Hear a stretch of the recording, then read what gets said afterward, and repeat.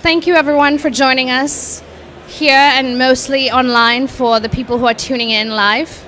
I'd like to now start our session on energy prices and fossil fuel subsidy and the window for action on this. So to kick us off today, I'd like to invite Minister Anne-Beat Trivenham, who is the Minister of International Development from Norway, to join us to deliver opening remarks. Minister? Yes, okay? Of course. I'll sit where... Is it working? No. It's there's a light. Is this working? Yeah. No.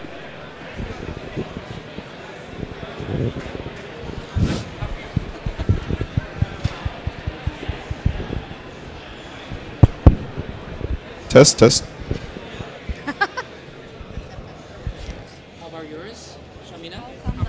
Quick. Always happens. No? So there's something... Mine is working. Now. Woo! Magic. Thank you. Now, dear everyone, we really are in a challenging time of mutually reinforcing crisis, and we need to just take advantage of all the possible available tools that there are to deal with climate crisis, galloping energy prices, fertilizer prices, growing deficit on food production, while at the same time, while all this is happening, fossil fuel subsidies have skyrocketed. So that's a backdrop that we are dealing with. According to the IEA, they nearly doubled in 2021 and are expected to increase further next year. And we all know the backdrop of the Russian war against Ukraine, how it has contributed to these peaking prices and the devastating effects on living conditions. But it also clearly obstructs the developing countries' abilities to reach their developing goals on poverty, on hunger, and it has a particular effect on SDG 12C, which has a clear goal and indicator on rationalizing inefficient fossil fuel subsidies and harmful subsidies. Now, government subsidies can help people overcome the instant challenges of the crisis that we are facing, and that is, it's understandable on a shorter term. As a politician, I can relate to that. But we must together keep our focus on phasing out the inefficient fossil fuel subsidies, because in the longer run we all know the negative impacts related to several of the crises that we are facing, obviously especially climate and development. And we know that carefully designed reforms can have multiple positive effects, and let me just emphasize some fundamental aspects. First, if we do it right, reforms aimed at reducing fossil fuel subsidies can reduce poverty. Second, it creates space on public budgets, creating the space for investments in education, in health, in all the good things that we want going out there. And third, obviously, this is a no-brainer. It will reduce emissions. It will increase the use of clean energy. And fourth, putting a price on carbon is one effective way of encouraging low-emission investments, reinforcing subsidies reform at the same time. So fossil fuel subsidies is obviously the opposite of carbon pricing, which is one of the measures being promoted to fight global warming. Actually, Norway was one of the first countries in the world to introduce carbon tax. We're very proud of that. And what we saw is that that spurred investments in renewables. It really did. And in energy efficient solutions. So it works. And we see, or we saw, and we see that it made our companies more competitive globally. You know, we can document that. The SDGs, as we know, are universal, and the implementation of the SDGs is a national responsibility, which obviously includes Goal 12C on subsidies. But we do need the international cooperation to deliver on it anyway. Norway is a firm supporter of fossil fuel subsidies reform at the WTO. The first meeting on reform was held in October this year. So far, that initiative has 47 WTO members. It focuses on advancing discussions to phase out inefficient fossil fuel subsidies that encourage wasteful consumption. And also let me mention that Norway takes part in the negotiations on an agreement on climate, trade and sustainability, the ACCTS.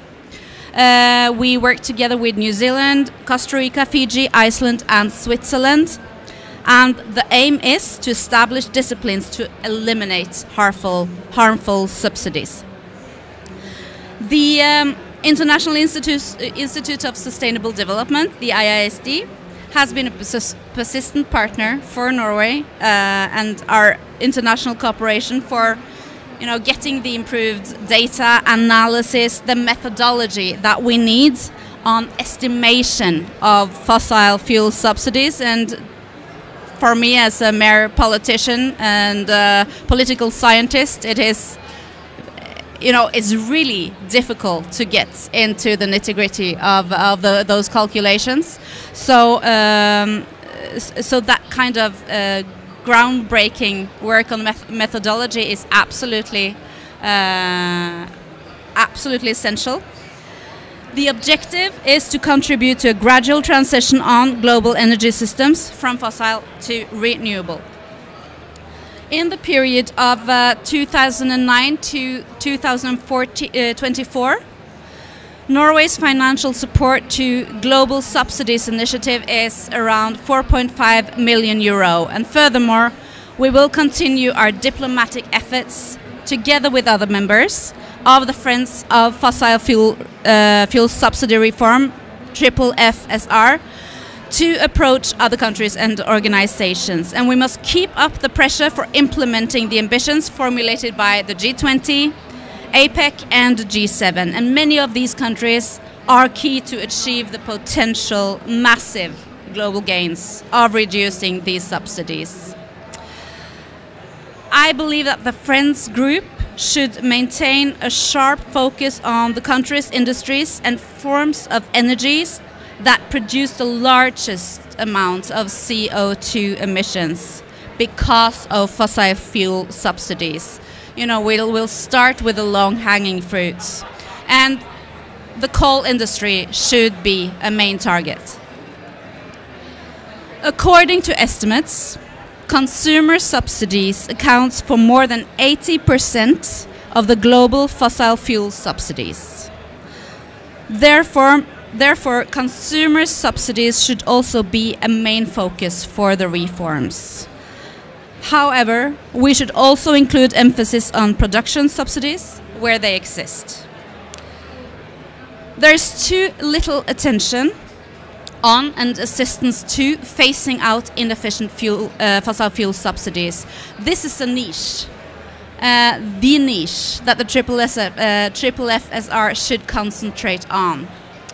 Now, the UNDP's very bold global campaign, I must say, which is, you know, the largest and most robust in UN history, at least according to UNDP, and I trust you on that, to raise attention to fossil fuel subsidies has been most welcome. Norway supports it wholeheartedly. And the COPs are also important arenas for enhanced attention to the negative effects of the subsidies in questions. And we have to turn every stone in our endeavors. We value our partnership. I think we know what to do. We need more hands on deck. And thank you for giving me the floor. And I hope and trust this will be a very useful conversation. Thank you.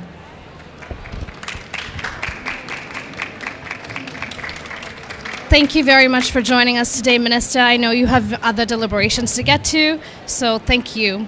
And I'd like to now kick us off with a virtual opening remarks from UNDP's Assistant Administrator Usha Rao Manari, and I'd like her to, her virtual remarks will be coming online now. Distinguished guests, I'm pleased to join you virtually for this critical conversation about energy prices and fossil fuel subsidy reform. As the global landscape shifts, the interconnectedness of climate, energy, and development has never been more critical. The current global crises have underscored the tension between immediate development needs and climate and energy transitions. Fossil fuels are the primary cause of human-induced climate change, causing pollution and premature death, leading to other negative externalities such as urban congestion and biodiversity loss. Fossil fuel subsidies are often intended to protect the poor, but most subsidy benefits tend to be captured by higher income households, exacerbating inequality. Governments facing fiscal constraints by providing fossil fuel subsidies may also deter investments in the energy transition to sustainable energy sources. The current geopolitical and energy crisis context has stalled progress on fossil fuel subsidy reform. Despite fossil fuel subsidies undermining the credibility of public climate commitments, reducing perceived energy transition risks and limiting financial sector action, governments are using tax breaks, price caps, and other measures to help consumers cope with the surging energy prices. Globally, energy prices have soared and added to the considerable challenges many developing countries face. In an attempt to support vulnerable populations, governments have resorted to blanket subsidies which further exacerbate the fiscal imbalance of fragile economies. Many countries are currently undergoing an economic crisis. If left unaddressed, the continuation of these policies will deter the achievement of global climate goals and reverse human development. UNDP's Sustainable Energy Hub has helped develop high-level policy guidance to policymakers on how to effectively tackle energy crisis while leaving no one behind. With these recommendations, UNDP stands ready to support countries to get on track to meet their climate ambitions and energy transition goals, while ensuring that the energy crisis does not derail progress on sustainable human development. I would like to thank our partners at IISD and the Friends of Fossil Fuel Subsidy Reform for joining us to convene this important dialogue. Thank you. Thank you. And now I'd like to welcome our panelists. Let me make room for them.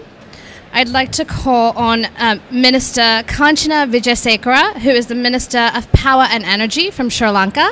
Welcome. Join us.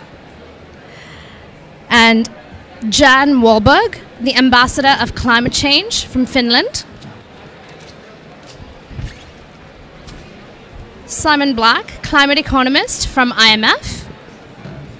And Philip Gass, Energy Transition Lead from IISD. Thank you all for joining us today. I think that we'll have to share a microphone. I hope you're okay with that. So, Minister Vijayasekara, I'll start with the first question to you. Earlier this year, Sri Lanka grappled with the fuel shortage crisis, combined with one of the worst economic crises the country has faced in more than 70 years. This meant the rising energy prices were top of mind for everyone in the country, including the government. Could you share how you managed to implement energy pricing reforms and share some sort of key lessons learned from that process?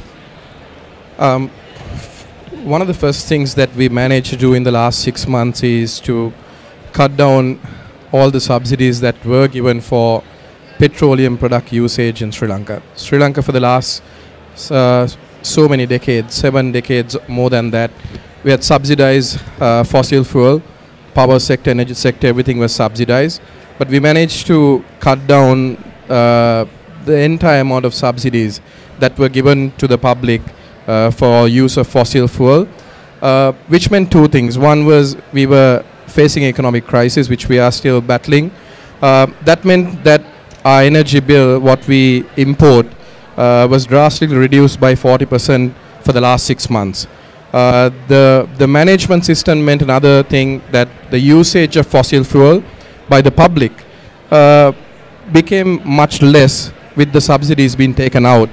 And we've seen that over the last 6 months, even with the small quantities that we've imported to the country, we've managed to keep the businesses going, we've managed to keep the agriculture sector going, we've managed to keep the health sector going, we managed to keep the power sector going.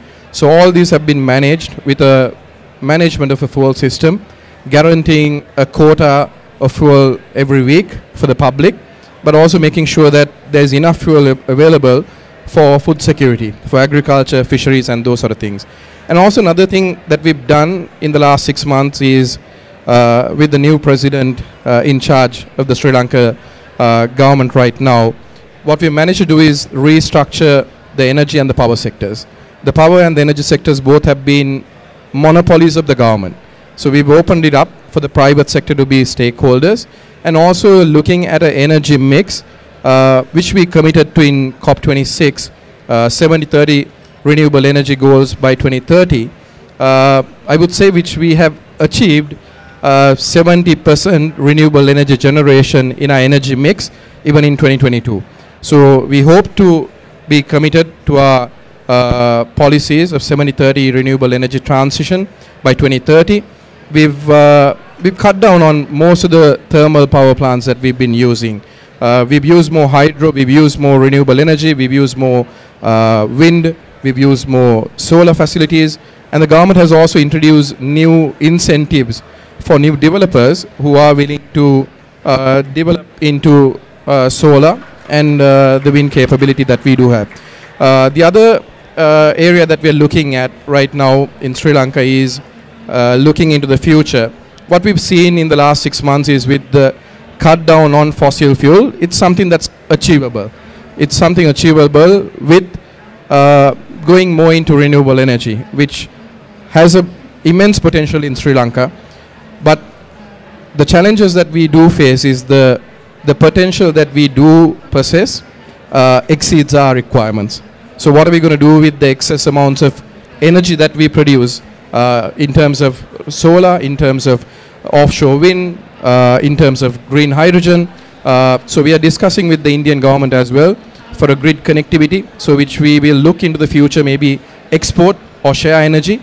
And we want to be a country where we are energy independent. Right now we spend about $600 million monthly on energy import bills, but we've reduced that drastically over the last few months, and we hope to head in that same direction. And also the legal framework and the policies that we've been speaking about for decades, we managed to speed through them, implement them with the crisis in hand. So I see this crisis as an opportunity for Sri Lanka to achieve its energy targets, but we do need the assistance, the technical assistance and the financial assistance of developed countries. Though we don't contribute immensely into carbon emissions in the world, we're still a country that doesn't depend too much on fossil fuel, but we do need the technical assistance and the financial assistance needed for local developers or even developers from other countries to come and use the potentials that we do have to offer in Sri Lanka. So with that, we hope we could be an energy hub that shares our energy exports with the regional countries. One challenge, the other challenge that we've had with the energy prices subsidies that we've cut down, is that we are still a country that depends on about 1/3 from export income. That's where our main foreign income comes from. So once we have cut down all the subsidies, it's very difficult for a country like us to compete with neighboring regional countries like India, Pakistan, Bangladesh, who are also in the same trade of exporting apparels, maybe agricultural products.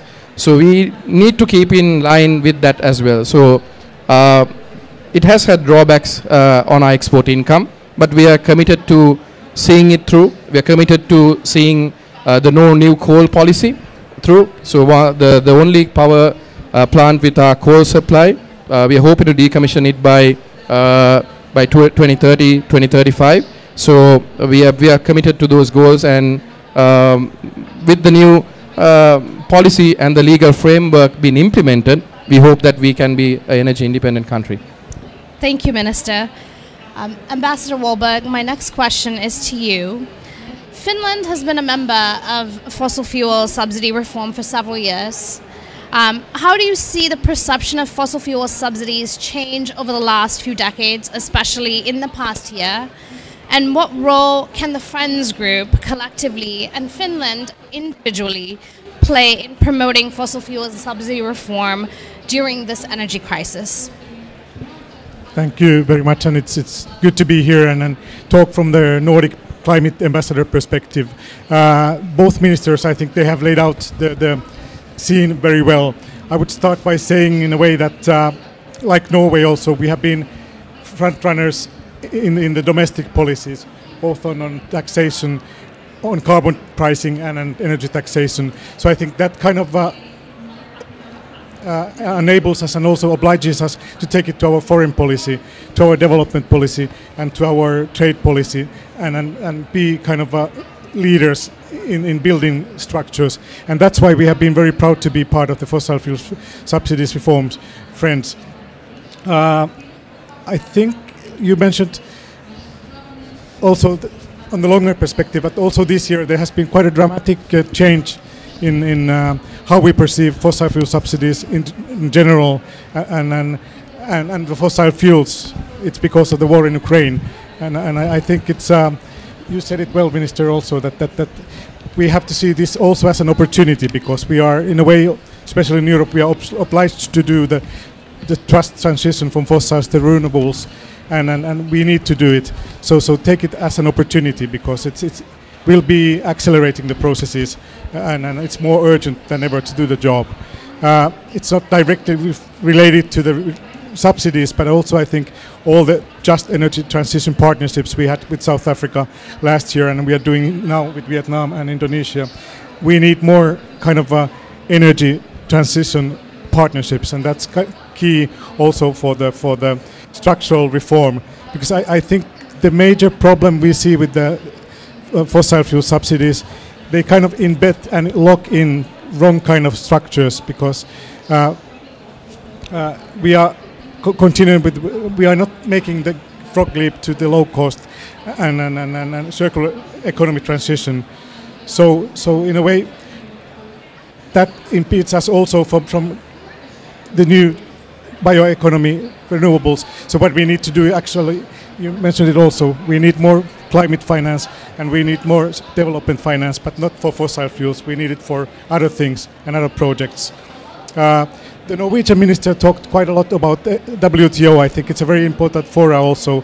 And I would just mention ministerial statement from June, where we started the dialogue on this process. And I think it's also, like I said, it's a part of foreign policy, it's part of development policy, but also I think very much so that we need to continue the process in the WTO fora. Thanks. Thank you, Minister. I think that, Ambassador, the point that you made about carbon lock-in is a key thing. And Minister, you mentioned that as well. So climate finance is definitely critical. So our next speaker is Simon. And for you, Simon, IMF has long advocated for getting fossil fuel prices right to reflect both the supply costs and the environmental costs. Could you shed some insights on IMF's analytical work on governments with fossil fuel subsidy reform in times when energy prices are increasing and energy security remains a concern? Sure, thank you for the question. Good afternoon, everybody. I hope you can all hear me. So firstly, I want to talk a bit about concepts. So when we talk about fossil fuel subsidies in the IMF, we do talk about the direct financial transfers to producers and consumers of fossil fuels, which we call the explicit fossil fuel subsidies. Our latest update and our latest numbers was done last year, before the recent surge in energy prices. but that estimate put it at about $500 billion globally, which is a pretty large chunk of change when you consider the climate finance targets, 100 billion, right? So that's a lot. But even more significant are the social costs, the externalities. We know that polluters are not paying for all of the costs of their consumption of fossil fuels. A large portion of that is, of course, climate damages, which is, of course, why we're all here today. But there are other externalities as well, such as the local air pollution costs. Local air pollution kills about 7 to 12 million people a year. The vast majority of those are in developing countries. We at the fund believe the majority of those people are actually the poor in developing countries.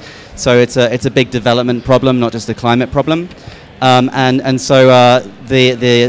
you quantify and value those other externalities, we get to an even bigger figure by an order of magnitude of about 5.5 trillion, right? So when we add the 5.5 trillion to the 500 billion, we get 6 trillion globally in terms of total fossil fuel subsidies, which is about 7% of GDP.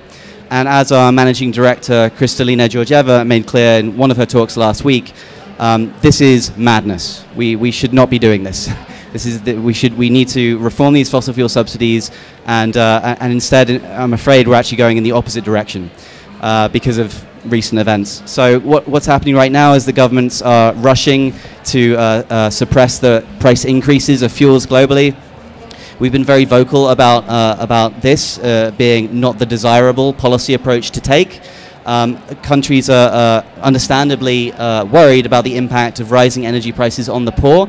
But if your objective is to protect the vulnerable, one of the worst policies you could do is suppress the prices of fuels. We know the vast majority of the benefit from fossil fuel subsidies goes to the richest deciles, the richest households. And so what we propose, and additionally, if you suppress energy prices, then you increase energy demand, which makes the problem worse and could stoke risks of fuel rationing and so on.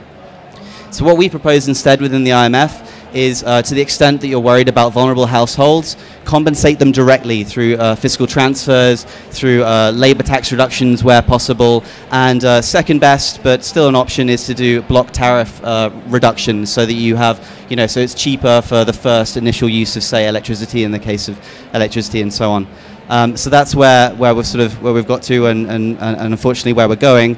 But we're still trying to make that message very, very clear that you should not be suppressing the prices of fuels, but you should be doing these direct transfers to vulnerable households. So where are we going? So moving forward, the picture looks a bit grim right now, admittedly, but our central estimates do have fossil fuel prices declining in coming years. And we think that decline presents an opportunity to reform these fossil fuel subsidies by putting effectively a floor on the fall in the prices of fuels, especially coal and natural gas, which are of course the most polluting, and to a lesser extent gasoline and diesel, which could fall somewhat below recently experienced levels. And the way you do that is through fossil fuel subsidy reform, as well as through explicit carbon pricing, carbon taxes, ETSs, energy taxes, and so on. And if countries are able to do that, then they'll reap a fiscal benefit, which is a huge issue right now, which can be used for ensuring fiscal sustainability or used for investments in other SDGs, not just the one that we're here to discuss. And then finally, how can governments do that? Do we have examples? Well, we've got lots of examples of countries that have successfully reformed their fossil fuel subsidies. We've written about this extensively over the last decade in the IMF. IISD and World Bank and other colleagues have written, and UNDP have written on this as well. So I won't go into all those examples, but I do want to pick out two which I find interesting, which is specifically the reform in Iran in 2008 and more recently in Saudi Arabia in 2016 and 18. And what both those countries did, or what Iran did specifically, is they created millions of frozen bank accounts for all the citizens of Iran. And the citizens were told, we're going to increase fossil fuel prices, in some cases by 4 times, on this date in the future. But hey, here's a bank account which has your name and your details on it, which will be unfrozen on the day of the reform. And if the reform doesn't go ahead, you don't get that money. And so you might you might be unsurprised. You might not be surprised to find that this reform was quite popular, right? Because people were expecting this cash transfer, even though there was a huge surge in energy prices virtually overnight. So we think there are ways of doing this, and increasingly countries and governments will be in a space where they can think about doing these things. So I'm overall optimistic, despite the grim picture that we currently face. Thank you, Simon. I just want one number. Simon had lots of stats that he shared, but I just want to say that I hope you paid attention that the cost of climate finance that was committed 100 billion, and then the cost of fossil fuel subsidies without accounting for externalities, which is 500 billion. So we just need 1/5 of that money that's what countries are asking for today at COP. So that stood out to me in that number. So over to Philip next. Philip, with the energy crisis context, what are some trends in fossil fuel subsidies you've seen over the last year, and what new challenges have emerged as you've been leading the work in this space, and what opportunities can help drive subsidy reforms for countries and actors who haven't sort of taken that up yet? Sure. Before I start, just first to thank you, UNDP, for hosting this event, and the Friends of Fossil Fuel Subsidy Reform and the other members of the speakers group as well for their commitment to this issue. And I'll get back to it, but that sort of transparency and commitment is a big part of what we need right now. I mean, it's no secret. Subsidies are up. We came out of a situation with COVID where we at IISD, through the Energy Policy Tracker, tracked the millions of dollars that went into recovery packages, and the large percentage of that went to fossil fuels, which is unfortunate, but is reality, and it's something that we're facing with. Now with energy pricing crisis, the energy price crisis, we're seeing it again. So it's not the easiest time for fossil fuel subsidy reform, but that's what makes it so important as well. Prices are going up in many places at rates higher than inflation, which also drives challenges for issues like food, not just energy security, but food security as well. We see it in petrol prices. We've seen it in Europe with natural gas prices, and not just prices going up, but the potential for supply being constrained and the need for energy rationing, which creates a lot of pressure on consumers and a lot of pressure for governments to alleviate the pressure on consumers, which is valid. We're also in the midst of a potential food crisis as well, where events like the war in Ukraine have constricted food security, and as a result, the need to secure food production everywhere else is at the forefront. And in a lot of places, there are subsidies for agricultural production for fuel that's sold at reduced or zero tax rates. And so it's a reality that these subsidies are here. So as an organization that works on fossil fuel subsidy reform, how do we wrestle with this? I think that what we realize is that in a short term, access and security trump all. And that's important. And we recognize that there are cases where very important social goals may have to be achieved in the short term through a fossil fuel subsidy. But it's important that subsidy is very limited, that it's regularly reviewed, that it's judged to be the only alternative, and that you're not hindering long-term low-carbon development. Like, we don't want to see subsidies for new coal plants that are going to last 40 years. That's not helpful. A subsidy to alleviate an energy consumer, we can see a rationale for that. If you're in a very cold climate where the temperature is below zero for a long time of the year, and you're unable to pay your heating bills, we understand that that's a real social impact and a social pressure. So we're sympathetic to the situation and realize that some of these subsidies might be necessary. With that said, there are some opportunities. Countries are accelerating transition at much faster rates. We've seen acceleration under the Fit 55 plan in the EU to accelerate solar and wind power installation, to accelerate solar heat pump installation, and greatly expand renewables. And part of that is that shifting of investment from fossil fuels to clean energy. And that's part of ensuring energy prices are right as well, because fossil fuel subsidies have the potential to distort the market. So if that market is distorted, it's important that a return to market competitiveness is achieved as quickly as possible so that the renewables are the long-term answer. And increasingly, energy security is seen as locally produced renewable energy generation. And that's a big part of it as well. We recognize that certainly there's no simple solution. There's no one-size-fits-all solution to fossil fuel subsidy reform or low-carbon transition. And that's part of a need to really examine these issues from a social perspective and from an economic perspective. One other thing I'll lead to that we've got now that we didn't have before was we're here talking about these issues. 10, 15 years ago, the issue of fossil fuel subsidy reform wasn't nearly highlighted at the level it is now at events like this. We've got multiple governments recognizing that fossil fuel subsidy reform is critical, is important. We've got organizations like UNDP and IMF and ourselves looking to quantify those subsidies and transparently report them. And people aren't shying away from the knowing that these subsidies have to be reformed in the long term. We've also got tools like the SDG indicator 12C1 that help us coherently and transparently communicate on subsidies and ensure that that everybody is speaking the same language, and that this relates to things like G20 peer review as well. A colleague of mine in the audience has an event at 3:15 at the SDG Pavilion to talk about quantification of subsidies and how it's getting easier and better through the use of SDG indicators. So the opportunities I see are through a recognition that this problem is real. We can't hide from it. We need to address it. The opportunities that we've got tools like the SDG indicator to help quantify, and we've got a general consensus that the long-term solution isn't subsidized fossil fuels, it's low-carbon energy transition. And so if fossil fuel subsidies are in place, we have to, there's a commitment and a general understanding that they have to be reformed. It maybe can't be done today, but we have timelines in place and we're looking to accelerate those. And the higher energy prices get, the more that the pressure for change, as higher prices get higher, there's more pressure for subsidies. There's also more momentum for reform to ensure that we aren't in this crisis in another 2 years or another 3 years for the same reason. So that's sort of our take on it, and I'll maybe leave it at that. Thank you. So, building on the last point you said in terms of momentum and building momentum, right? This is a question I'm going to pose to all of you, so whoever wants to sort of go first can go. What is the best narrative to build that momentum, right? How can governments, how can they communicate about fossil fuel subsidies at a time when energy prices are increasing and energy security remains a concern? Like, what is the best narrative to build that momentum and that buy-in from the general sort of population? Who wants to go first? Well, maybe I'll just really briefly and then I'll pass down the line. I think for us, what we're doing here today helps. We've got governments coming forward saying, we've done this, you can do it too.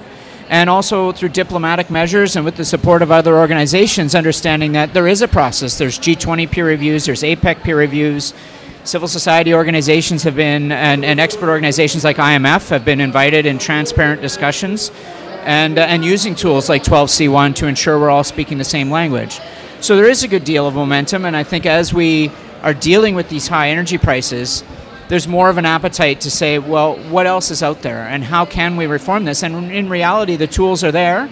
There are countries that have led, and there's an opportunity to communicate that more broadly. So I would just say more and increasing the types of discussions we've had through organizations like G20 and APEC. Yeah, I mean, I would associate myself with everything he said. I think for me, communication is key, not just at a sort of international level to ensure we're speaking the same language, but when it comes to actually reforming the subsidies to your domestic population. One of the key lessons that we have from many years now of fossil fuel subsidy reform, as well as carbon pricing, by the way. I wouldn't separate the two so explicitly. There's nothing special about zero, is what I keep saying. When you go from removing a subsidy to increasing a tax, it's equivalent in terms of energy prices and so on, and revenues and economic impacts. But the key lesson really is it's not so much what you do, it's how you do it and how you communicate with your domestic populations. The countries that have faced backlashes from fossil fuel subsidy reform are those that tend to have done them instantaneously, overnight, without consultation, and it's been a huge surprise to the population, and that's where we see the protests.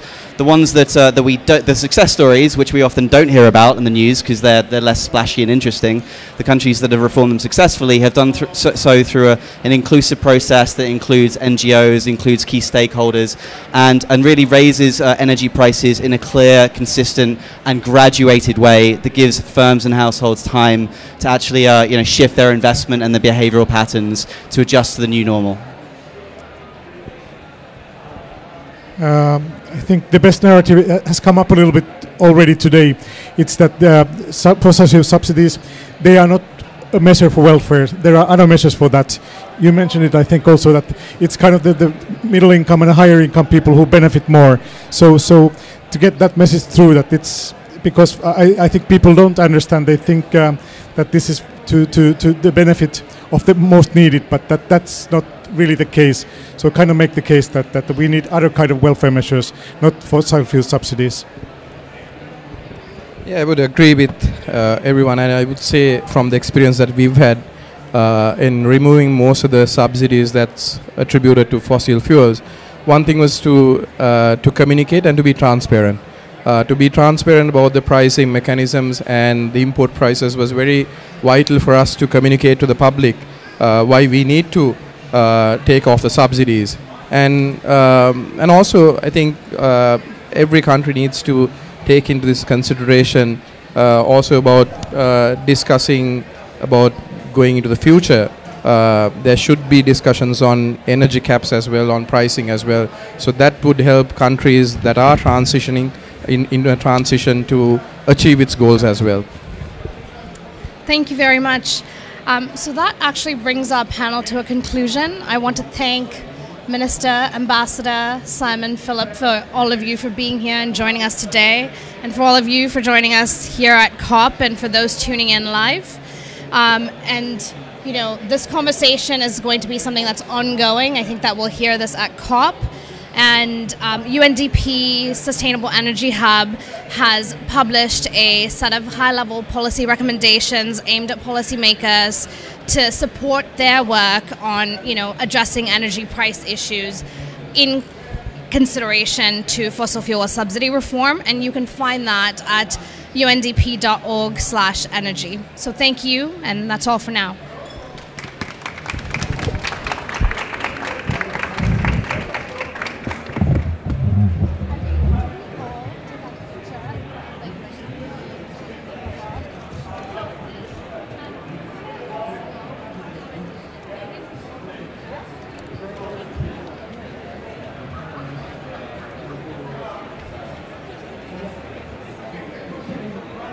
Yeah.